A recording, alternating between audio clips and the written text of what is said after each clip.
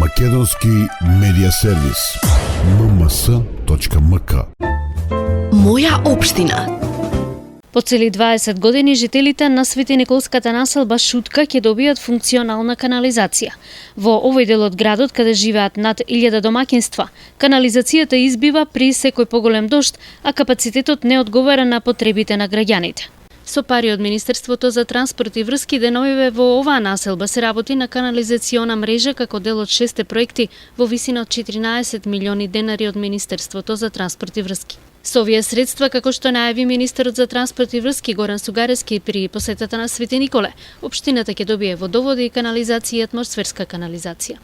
Сметам дека согласно динамиката која што има и она што не информираја, дека во целост во најбрзни можни рокови овие работи ќе бидат во целост завршени и на тој начин ќе овозможиме да граѓаните во наредниот период ги користат овие атмосферски канализации, се разбира и водоводите кои што треба, водоводните и канализациони линии кои што треба да бидат направени во веројатно во следните месец-два. Дополнително 850.000 евра ќе се инвестираат во Свети Николе во делот на изградбата на локални патишта и улици. Градоначалникот Сашо Велковски образложи како ќе се делат доделените 14 милиони денари. Со ова треба да се изведат градежни работи, поставување на канализација во должина од 3 километри во град Свети Николе и водовод околу над 300 метри.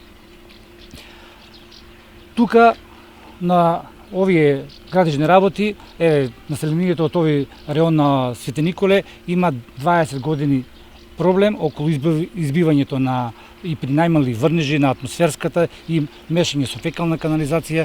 Се надевам дека со една добра динамика, при крај се градежните работи на овој реон ќе ги завршиме во најскоро време, потоа продолжуваме со Кнежевски пат, Рудина и Васка Циклија. Дополнително, започнати се активности на водоводот до селото Горобинци. Почнуваат и градежните активности по поставување на цевковод од место викано Дивле, каде што имаме артиски бунари, каде што е инвестирано 2,5 милиони евро страна на државата и тоа е во очена состојба. Ова локална власт најде за сходност, најде финансиски средства, бидејќи работиме и транспарентно и отчетно пред граѓаните, ќе го рестартираме целиот тој проект и ќе донесеме вода за пиење во село Горобинци, секако и до погорните населби во град Свети Николе. Градоначалникот Велковски потсети дека деновиве заврши реконструкцијата на локалниот пат меѓу селата Пеширово и Ерџелија, како и изградба на улици во селото Црнилиште.